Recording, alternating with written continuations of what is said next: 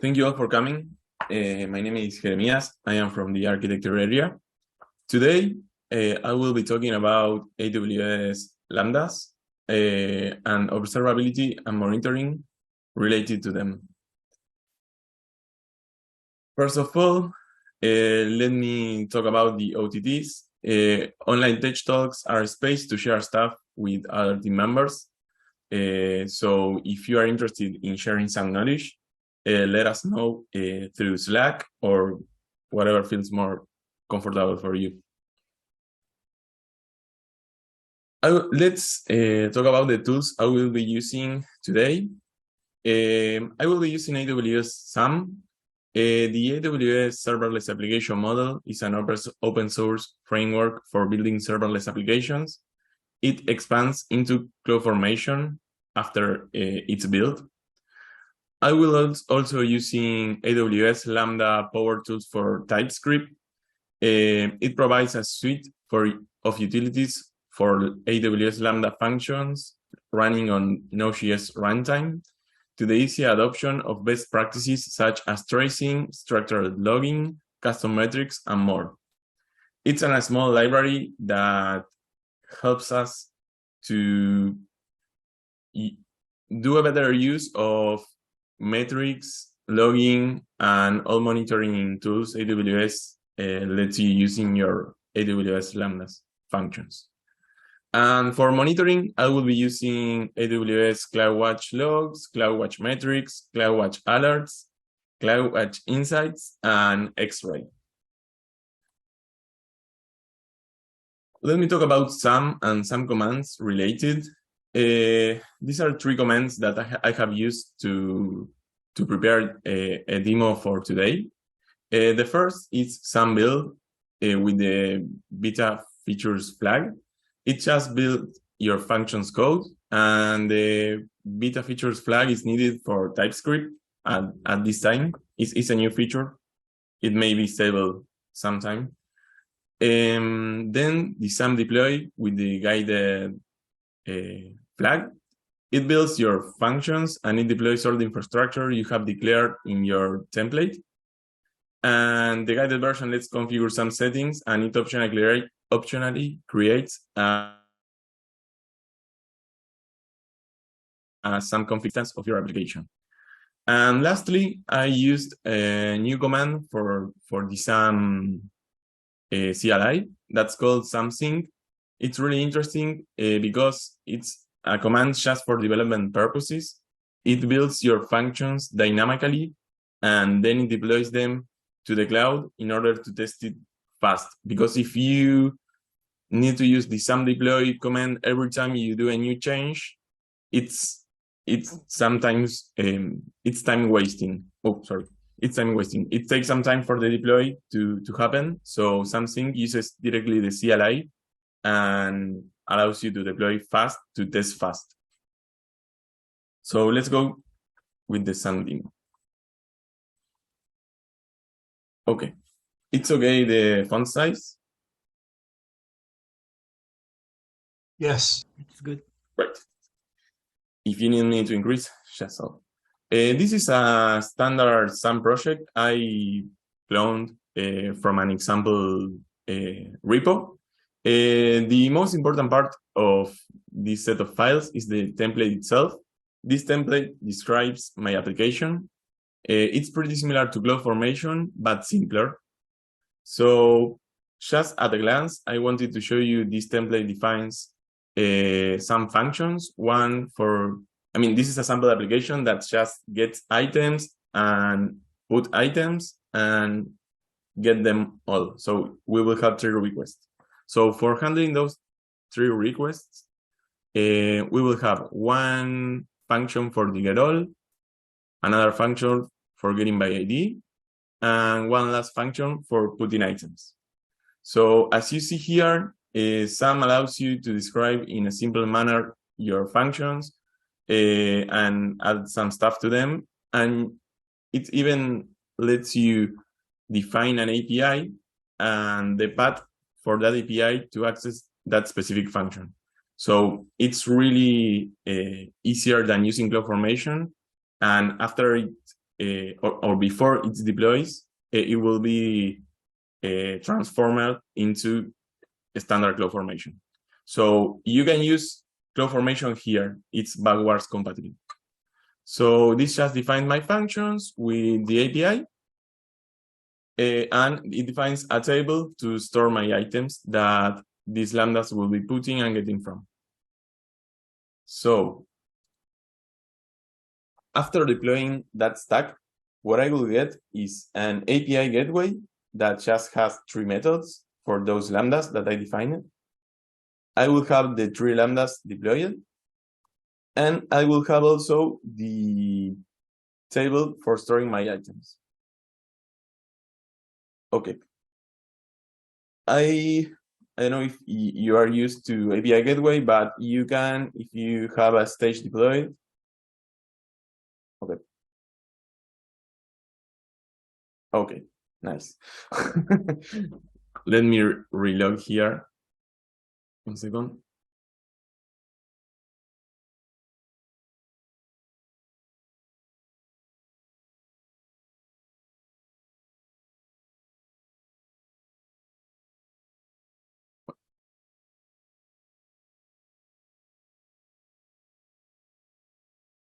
Okay, there we go.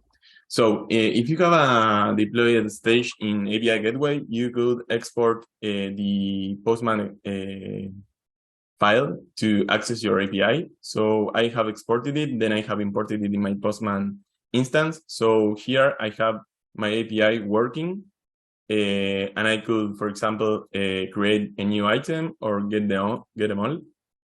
Let's see if it's working. Okay, it's working. So that is just some. Let's go to the focus of today's meeting. So today we will be seeing how to monitor and give observability to our Lambda functions. As I said, I'm using AWS Lambda Power Tools. It's a Node.js library for adding this functionality to your TypeScript Lambda functions. It's just sample code, but the important stuff is you just create new objects and you have easy methods to work with them. So these Lambda functions have implemented tracing that works with X-ray. Tracing gives you the ability to see how your application is behaving with dependencies and services that your application is using. It's using metrics also. Metrics lets you have metrics for your application and put later alerts or just watch them to see how your application is behaving. And it creates also logs that logs to Cloudwatch, and they are implemented with the good practices for Cloudwatch Logs with structured logs. So this will be the put item function. This put item function just receives an item and saves it to DynamoDB. And it logs some information here. For example, it logs a log with a message called save item. And this logger gives you the ability to add some information to your logs.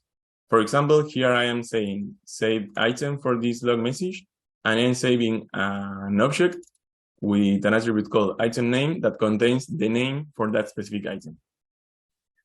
So let me show you how we can see this on the console. Let me refresh this. Okay. Let's first put some items.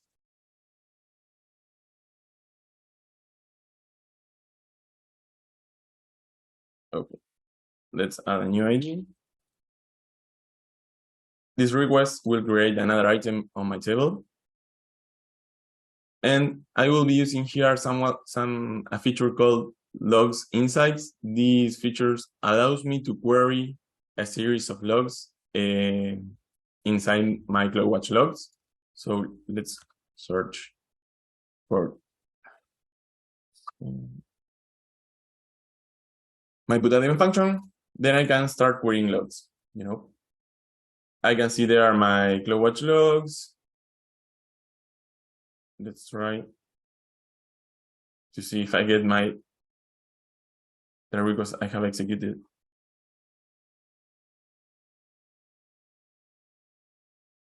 Okay, it's taking some time to get the new data. Let's try to reduce this. Okay. Okay, no worries. We can use the old data. So here we can start querying these logs. So as I show you, we have a log called saved item on my service put item that also it's saving my name that I am not seeing it here.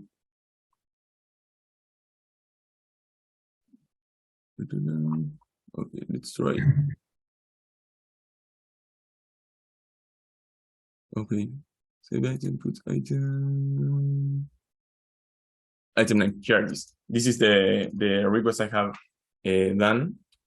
And let's try to play with this. I will say I want fields, blah, blah, blah. I want to filter those logs where the message equals save that.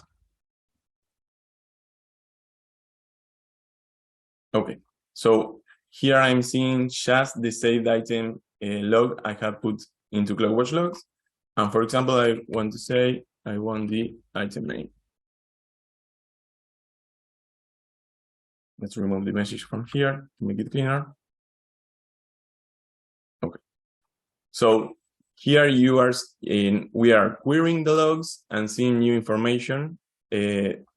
So the idea here is you can query all the logs you want, and that's the importance. That's why it's important to make them structured. So here we have the example with the logs. Then, sorry for the. Let's reload everything. Okay, so those were the logs. Let's go for some metrics. Okay. For this configuration, we just have the capture called start metric. So that automatically creates a metric for our Lambda function that just log if our Lambda is starting from a cold start or not. And let's add another metric here, for example, just to try it, called name length. So we will be logging to a new metric, the size of each item name, for example. It's just an example. And another thing that's important to add is the publish story metrics after that is executed. As you are seeing, okay.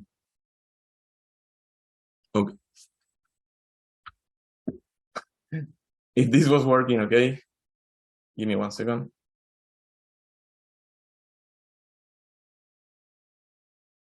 Maybe your token. Yes, my credentials are. Let me refresh them.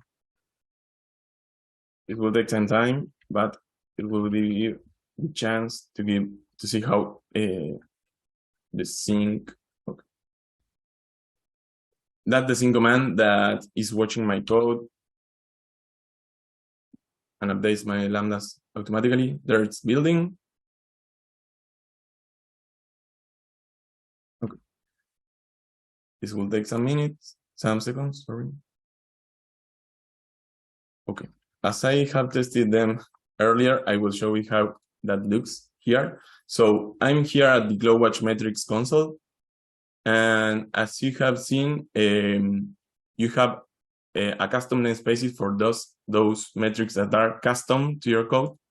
So here we will find one name length. That's the metric I was creating. So we can start seeing the name length here. We can start playing with this, for example, to say, give me the length and group them on a minute or an hour or whatever you want. Or you could even say, now it's showing the average. We can show the maximum, the minimum, or whatever we need about that metric. So let's see if this is deploying. Okay, that takes some minutes. So that it's for metrics, and I will show you alarms. So for example, now that I have a metric created, I can choose that metric. For example, that would be the name length.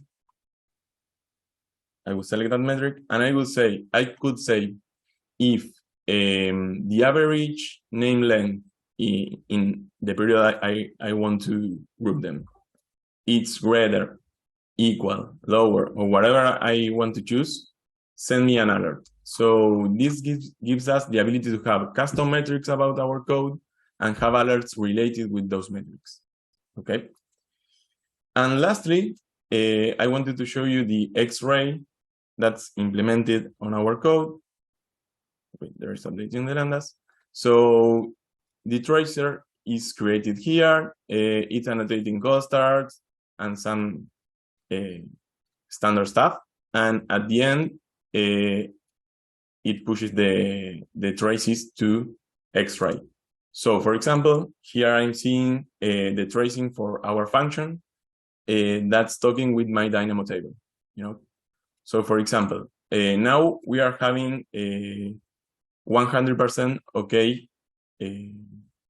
with the queries with DynamoDB, but let's try to break them. So for example, if I send one item without the ID, I will get an error writing to the table. So if this works. Okay, let's give it some minutes to push the traces.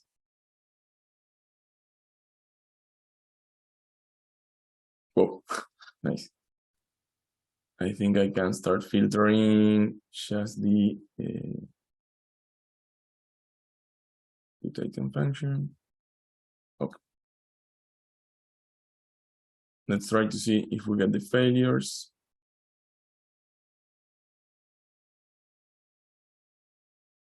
Okay, at some point, this will show us that this dependency is failing.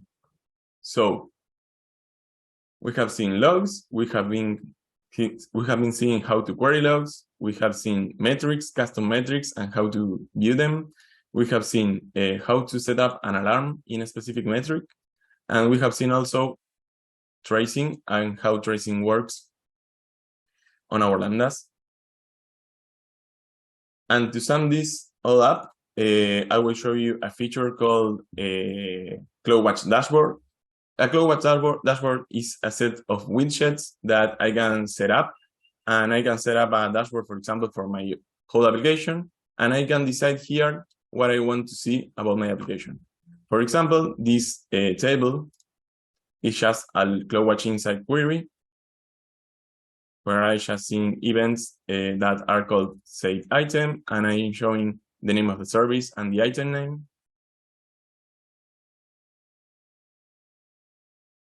I put, okay, there is the failure for the Dynamo, Now we are having an error on a dependency. That error is on the DynamoDB table, and it's for the 13% of our queries. So whenever we have an error or we want to debug our application, we can see this tracing stuff.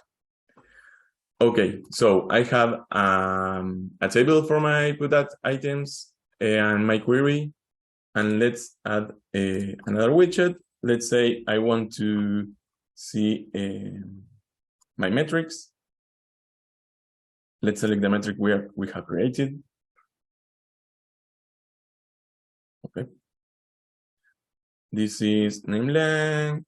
This is graph metrics. This is the average, but we can choose whatever we need.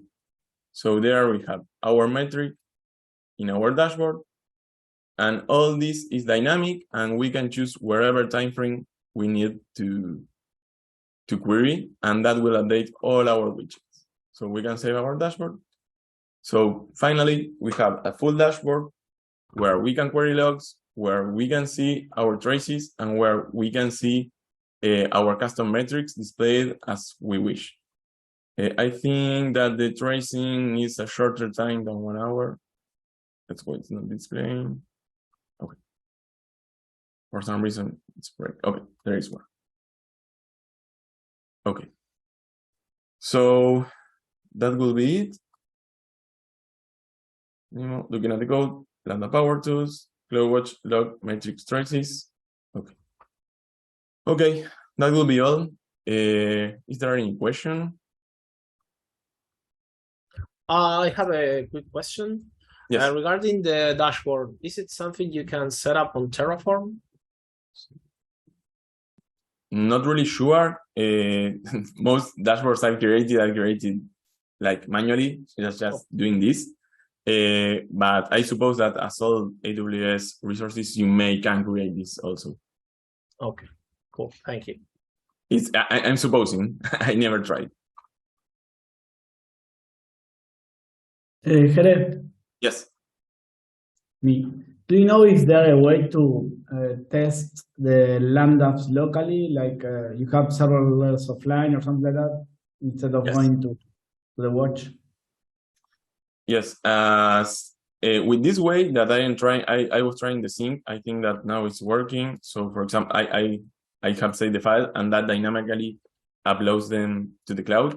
But if you want local testing, Sam has some local command. You have two options. One will be I don't remember, but it's like invoke function. I think you say a specific function with a specific payload. But there's another interesting feature that start API.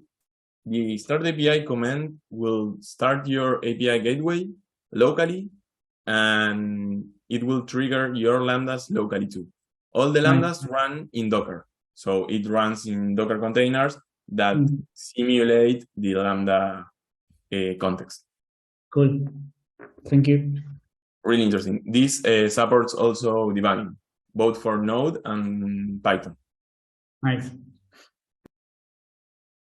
Okay, one question related to that is all the containers are built, so some automatically build those containers, or you need to write it? For the local?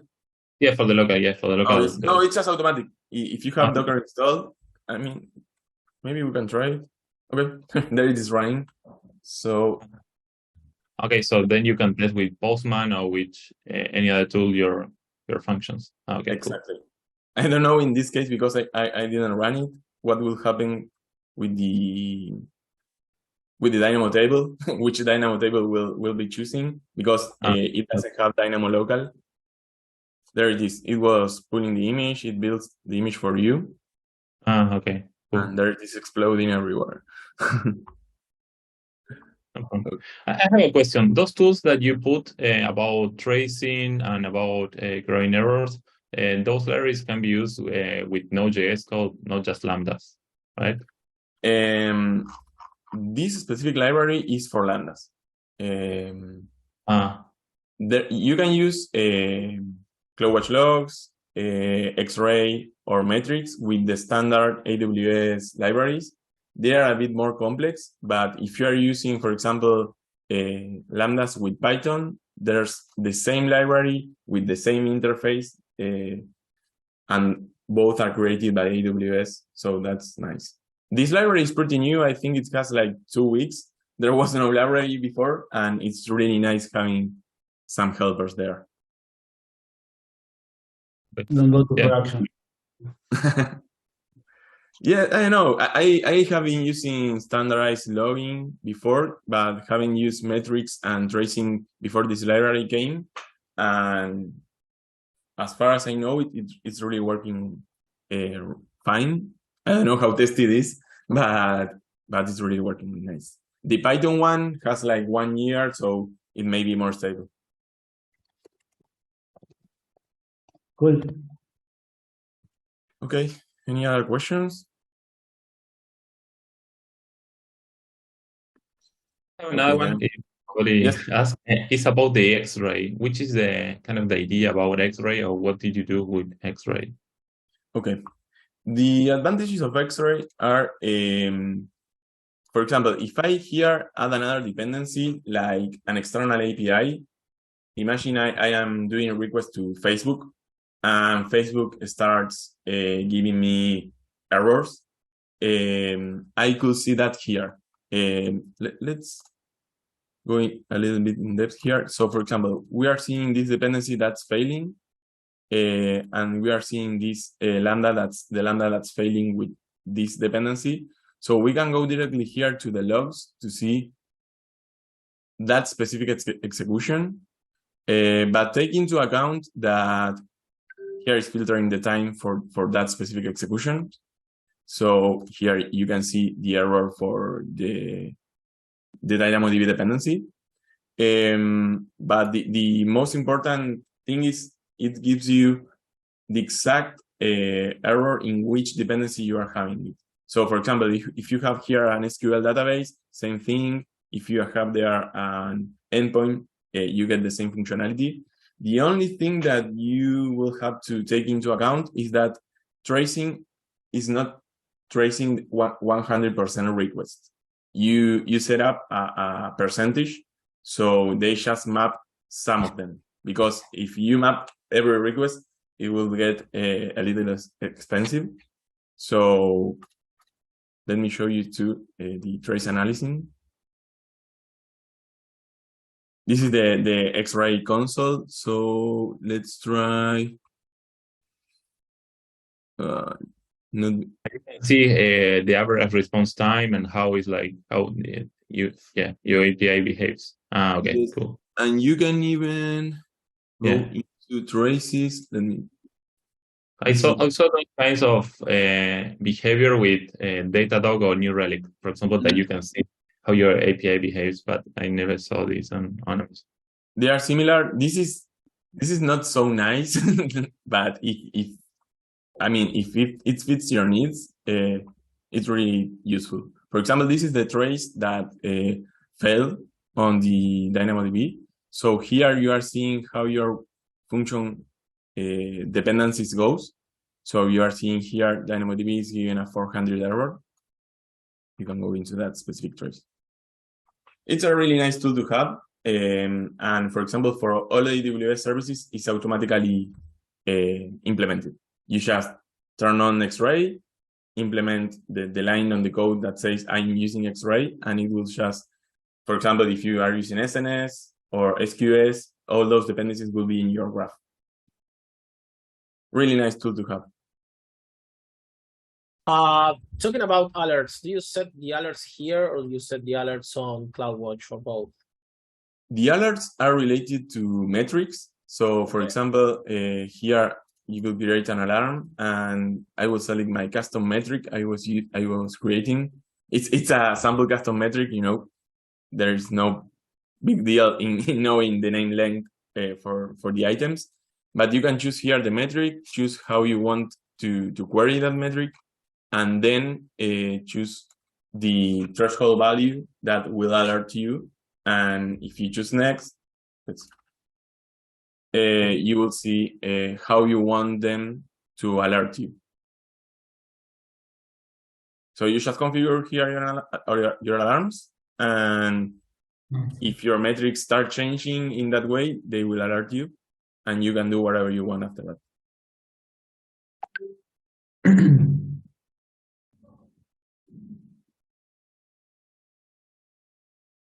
Okay, if there are no more questions, we can finish the meeting.